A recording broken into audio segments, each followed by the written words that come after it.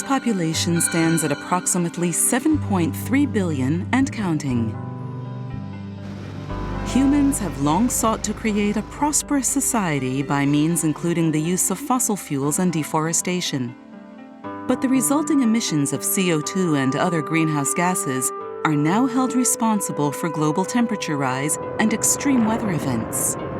Climate change is a serious problem on a planetary scale.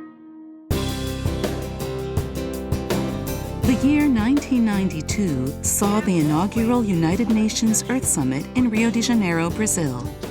There, the United Nations Framework Convention on Climate Change was adopted with the goal of stabilizing the concentration of greenhouse gases in the atmosphere. This marked the beginning of efforts to combat global climate change. In accordance with this treaty, the Conference of Parties is held each year. The third such event was in 1997 in Kyoto, where the Kyoto Protocol was agreed, setting emissions reduction targets for industrialized countries. Closed. This was an important step toward reducing greenhouse gas emissions. At COP21, to be held in Paris in late 2015, governments will aim to reach an agreement on a new framework which will replace the Kyoto Protocol. This will involve developing countries in efforts to counter climate change. The activities of Japan's Official Development Assistance Agency, JICA, include the provision of technical and financial cooperation on climate change initiatives, targeting the needs of developing countries.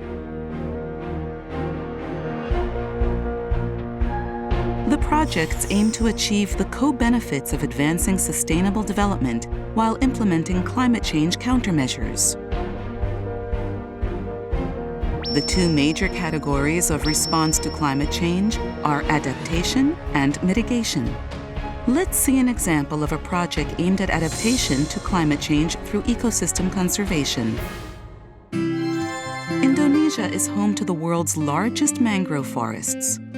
These precious ecosystems thrive in brackish tidal waters where fresh water meets the sea, but many continue to shrink year by year. JICA helps conservation of mangrove forests by planting and developing techniques which not only conserve these ecosystems, but also reduce damage from flooding and storm surge.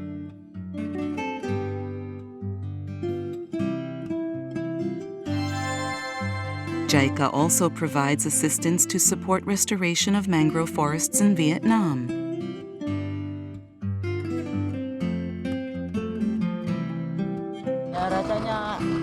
It was tough and tiring at first, but I'm beginning to enjoy it.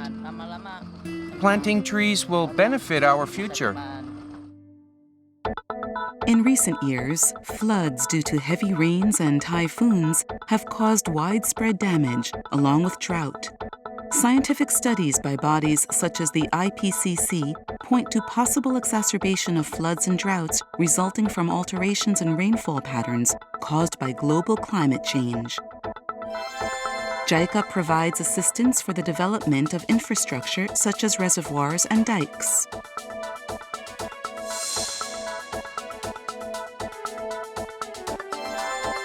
Tidal incursion and erosion of shorelines are also major problems that are potentially exacerbated by climate change and the resulting sea level rise. More and more areas are facing losses of arable land due to salinization. Senegal is one such country. JICA assists in the construction of seawalls and other infrastructure, as well as promoting techniques to reduce soil degradation.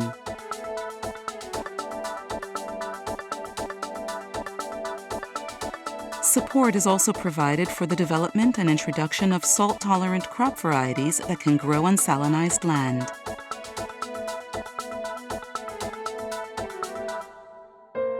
JICA is also involved in mitigation measures that contribute to reduction of greenhouse gas emissions. Indonesia has untapped potential to become one of the world's greatest producers of geothermal power. The country's government has established a target of obtaining 17% of its energy from renewable sources by 2025, of which 5% is expected to come from geothermal. JICA is providing financial assistance and advice on access to private sector capital for construction of geothermal plants.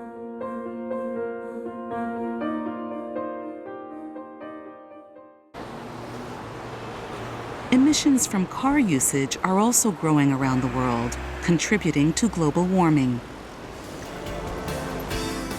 This makes improved public transport a priority.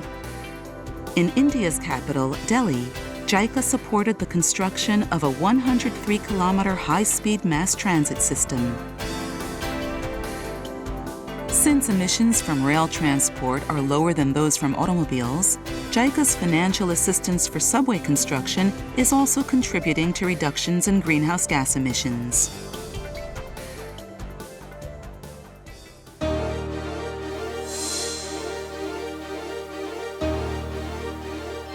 Since the 1970s, satellite imaging has been used in conservation efforts for the Amazon rainforest to monitor illegal logging in Brazil. But thick clouds which cover the forests for nearly 5 months of the year have limited the information that can be obtained from satellites. With the cooperation of JAXA, JICA used the Advanced Land Observation Satellite, ALOS, to create a system which can detect ground conditions accurately regardless of cloud coverage. A new database server was developed and incorporated into the existing satellite monitoring systems to enable interpretation of ALOS imagery. This project has led to strengthening controls on illegal logging based on satellite information. Thanks to Japan's satellite system, we can now detect illegal logging more effectively.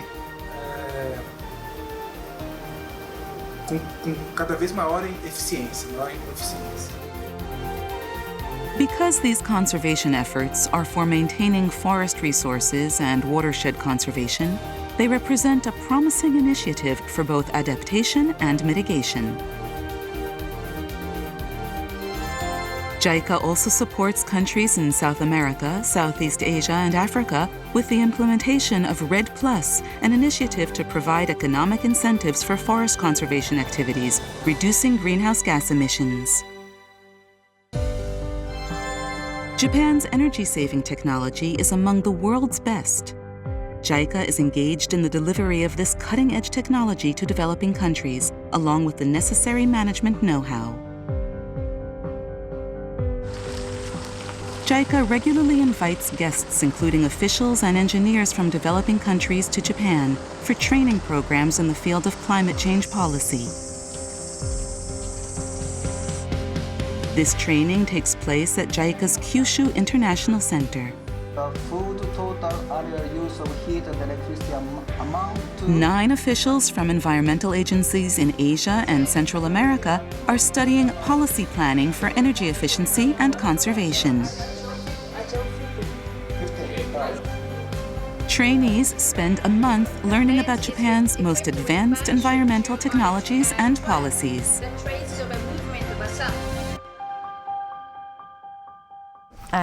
This training course is like an eye-opener for me, especially with the technology that Japan has. In terms of, I'm amazed, especially with the energy management system that Japan is currently implementing. This is a nice program because the training program, the policy planning for energy efficiency and conservation, is totally related to my job because I am the Assistant Director of Energy Efficiency, and the course curriculum and course content is very relevant for energy efficiency. There is a wide variation among countries in terms of energy usage and the implementation of measures for energy efficiency. Japan has made all kinds of efforts since the oil crisis of the 1970s. We hope trainees from different countries will learn from how we addressed our differing energy needs at each stage along the way. Then, they can implement solutions appropriate to the situation in their own countries. That is the primary goal of this training. JICA will continue to strive for sustainable development through building low-carbon, resilient societies in developing countries, and will provide stronger support to address climate change.